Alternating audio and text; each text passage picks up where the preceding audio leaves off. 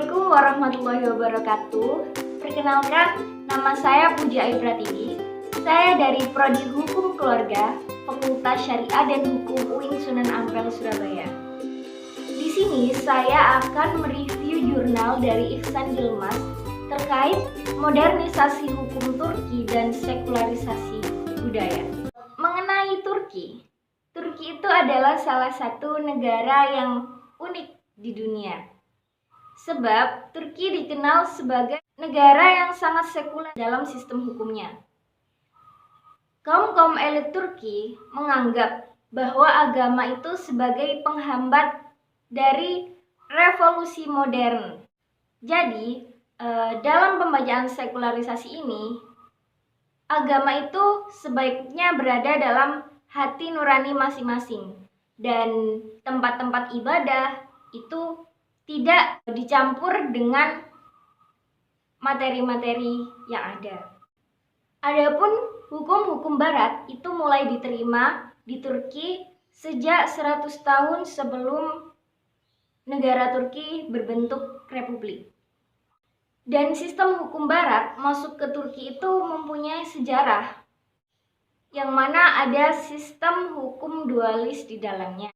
Birokrat Ottoman merancang pemberontakan dengan cara merancang sistem paralel. Kemudian institusi hukum pada tingkat nasional yang hidup berdampingan dengan institusi Islam pada abad ke-19 negara Ottoman. Meskipun sekularisasi hukum itu sudah dimulai sejak zaman Tanzimat, ketentuan hukum berdasarkan hukum Islam itu masih berlaku. Baik itu dalam bidang hukum keluarga, semua revolusi sebelumnya itu meskipun tampak luas, masih tetap sama seperti hukum Islam tradisional yang ada. Seperti contohnya itu hukum perkawinan, hukum waris, hukum pengasuhan anak, itu masih sama seperti hukum-hukum Islam sebelumnya. Kemudian pada 25 Oktober 1917, hukum keluarga Ottoman ini diberlakukan, yang mana hukum ini merefleksikan dan menggabungkan berbagai pandangan mengenai hukum Islam. Sebagai contoh, perceraian atau unilateral talak. Perceraian di Turki itu tidak cukup kuat hukumnya jika hanya dihadiri dengan 2 orang saksi saja, dan kehadiran hakim itu diwajibkan oleh hukum, atau kalau bukan hakim bisa juga wakil hakim. Selain itu, prosedur perkawinan dan lain sebagainya itu harus sesuai dengan prosedur-prosedur dari hukum negara Turki tersebut. Dan pada era Ottoman ini juga ditetapkannya undang-undang baru mengenai batas usia perkawinan. Dan undang-undang baru ini juga bisa dikatakan sebagai lebih mengangkat derajat seorang wanita.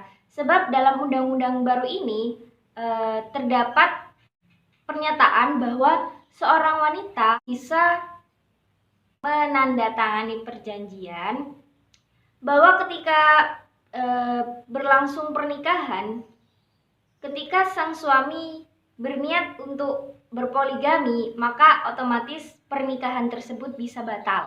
Walaupun hukum keluarga Ottoman baru tahun 1917 ini menandai perbedaan-perbedaan tertentu terkait hak asasi wanita, namun hukum-hukum yang ada di dalamnya itu tidak sama sekali menyimpang dari ajaran-ajaran Islam yang ada.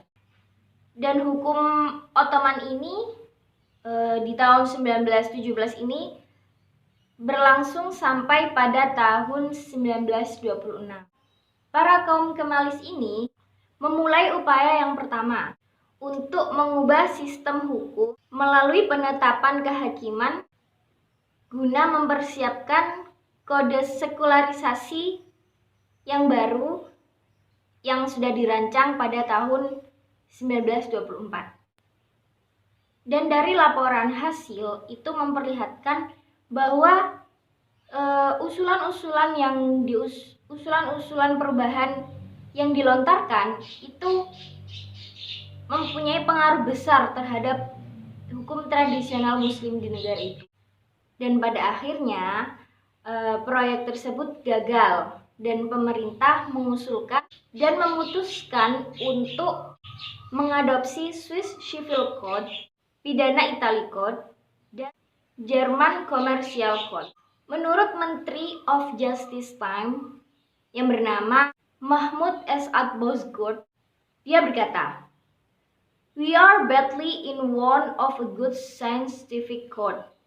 Why waste our time trying to produce something new when quite good codes are to be found ready-made?" Yang artinya, kami sangat membutuhkan kode ilmiah yang baik. Mengapa membuang-buang waktu kita mencoba untuk menghasilkan sesuatu yang baru ketika kode yang cukup baik harus ditemukan siap dibuat? Sebuah kesepakatan dengan Bozkurt. Pada waktu itu Ataturk menekankan bahwa tujuan kita adalah menciptakan hukum yang benar-benar baru. Dengan demikian artinya harus menghancurkan hukum-hukum yang lama. Tujuan adopsi besar-besaran ini adalah untuk menggunakan hukum sebagai kehancuran modernisasi dan westernisasi. Akibatnya, dalam upaya membangun identitas nasional hukum di Turki, sistem hukum sekular menjadi landasan hukum yang sangat kuat di Turki. Mereka yang mengikuti konstitusi Turki sebagai institusi dasar masyarakat, jika institusi keluarga itu sehat, maka masyarakat dan negara pun juga akan sehat. Oleh karena itu, dengan melindungi keluarga dan sistem keluarga, negara melindungi dan memberdayakan dirinya sendiri. Oleh karena itu, sistem hukum memberlakukan tugas-tugas tertentu bagi keluarga. Konstitusi menyatakan bahwa negara akan membentuk dan mengukur organisasi yang diperlukan untuk menjaga perdamaian dan kesejahteraan keluarga, perlindungan para ibu dan anak, serta perencanaan keluarga secara khusus dinyatakan sebagai tugas negara di bawah konstitusi Turki. Adapun undang-undang perdata di Turki ini sudah diterapkan di seluruh bagian Turki dan masyarakat pun juga sudah tunduk pada undang-undang perdata tersebut. Konstitusi Turki modern menganggap bahwa Islam di Turki tidak menawarkan kepekaan hukum yang bersaing dengan hukum sekuler.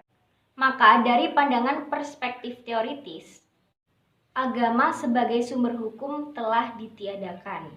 Sebab di Turki telah menerapkan sekularisasi hukum. Sekian review jurnal karangan Ihsan Yilmaz dari saya. Jika ada kesalahan, itu dari saya sendiri. Dan jika ada kelebihan, itu dari Allah semata. Wassalamualaikum warahmatullahi wabarakatuh.